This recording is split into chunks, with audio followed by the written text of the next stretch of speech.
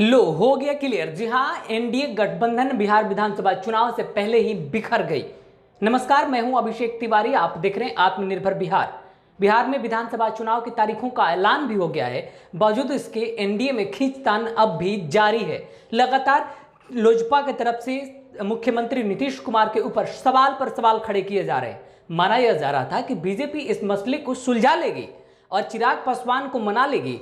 बावजूद इसके खबर अब यह आ रही है कि चिराग की तलखी और भी तेवर में है। जी हां, हम आपको सुनवाना चाहते हैं, सुनिए। पहले चिराग के एक नहीं बल्कि दो प्रवक्ताओं का बयान सामने आया है। इसके बाद बिहार की राजनीति का दिशा और दशा दोनों बदलना लगभग तय माना जा रहा है। सुनिए पहले प्रदेश प्रवक्ता श्रवण कुमार का वो बयान, जिसमें उन्होंने नीतीश कुमार के द्वारा चलाई जाने वाली सबसे महत्वपूर्ण योजना 7 निश्चय पर क्या कुछ कहा है, सुनिए जरा। तो लोक जनशक्ति पार्टी नहीं मानती। बिहार सरकार का जो 7 निश्चय है वह पूरी तरह से भ्रष्टाचार का पिटारा है। लोक जनशक्ति पार्टी 7 निश्चय के साथ खड़ी नहीं है। बिहार सरकार ने जितने भी काम 7 निश्चय के तहत कराए हैं पूरी तरह से उसमें लूट हुआ है। बिहार सरकार कहती है कि 7 निश्चय के तहत पूरे बिहार में नली गली का जाल बिछाने का हमने काम किया बिहार सरकार ने, जबकि सच्चाई और ज़मीनी हकीकत यह है कि धरातल पर कहीं यह नहीं दिखता। आज भी बिहार के लोग अपने सांसदों से, विधायकों से पीसीसी सड़क निर्माण के लिए सांसद फंड, विधायक फंड की मांग करते हैं। आज भी जितने नली और गली और छोटे छोटे सड़क गांव में बन रहे हैं वह सांसद और विधायक के फंड के द्वारा बनाए जाते हैं। इसलिए लोक जनशक्ति पार्टी जल्द ही बिहार फर्स्ट, बिहारी फर्स्ट जो लोजपा का संकल्प है और जो विज़न है उस डॉक्यूमेंट को बिहार की जनता के बीच लाएगी। बिहार के जनमानस में भारी आक्रोश है और लोक जनशक्ति पार्टी चुनाव में जाएगी इस सारे समस्या को, समाधान को लेकर जनता के बीच में। अब हम आपको सुनवाना चाहते हैं कि लोजपा के एक और प्रवक्ता विजय मिश्रा ने क्या कुछ कहा है। इनके बयान को भी जरा आप गौर करके सुनिए, क्योंकि इसमें भी आपको वही नजर आएगा जो लगभग सीएम नीतीश पर सवाल ही खड़े करेगा। सुनिए पहले विजय मिश्रा के इस बयान को।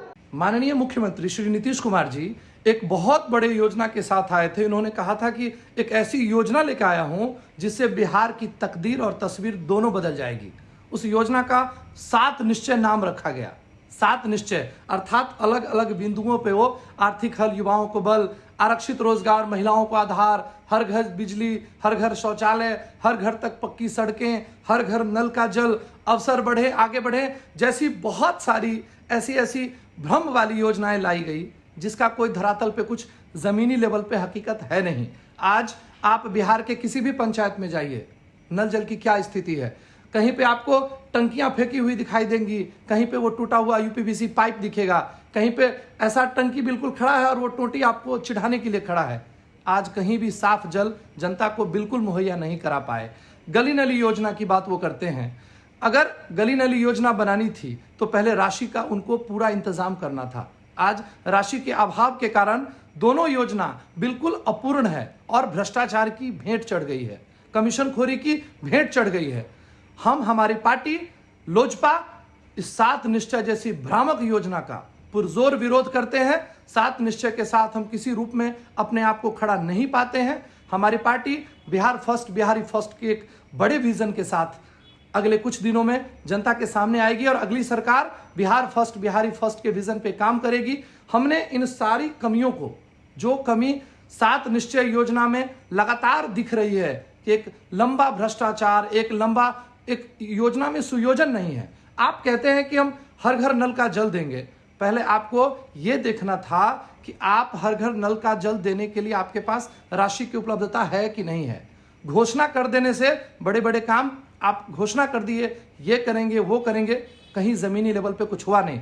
14वीं वित्त आयोग की राशि 80% इस्तेमाल कर ली गई। लोजपा के एक नहीं दो प्रवक्ताओं के द्वारा मुख्यमंत्री नीतीश कुमार पर एक बार फिर हमलावर होना और 7 निश्चय यानी जदयू के एजेंडे के द्वारा बिहार में 7 निश्चय योजना चलाई गई थी बिहार सरकार की तरफ से, उन योजनाओं को लेकर के सरकार पर हमलावर होना इस बात की तरफ इशारा करता है कि जदयू के एजेंडे के साथ कभी भी लोजपा समझौता करने के मूड में नजर नहीं आ रही है। लोजपा की तलखी और तेवर ले रही है। और साथ ही साथ आपको हम बात करें तो चिराग पासवान ने अभी बीते दिनों अपनी पार्टी को अपना मां बताया था, और उससे पहले भी अगर हम आपको लेकर चलें तो उन्होंने स्पष्ट रूप से सीएम नीतीश को लेकर के सवाल खड़ा किया था और कहा था कि अगर बिहार में एनडीए गठबंधन की सरकार है तो एनडीए गठबंधन का एजेंडा लागू होना चाहिए, न कि किसी एक पार्टी के एजेंडे को लागू किया जाना चाहिए। तो सीएम नीतीश के सामने ढेरों सवाल खड़े करने वाली लोजपा पार्टी अब क्या स्टैंड लेने वाली है, वो तो कल का दिन काफी खास है, क्योंकि कल बहुत सारे चीजों से पर्दा उठने वाला है, बहुत सारे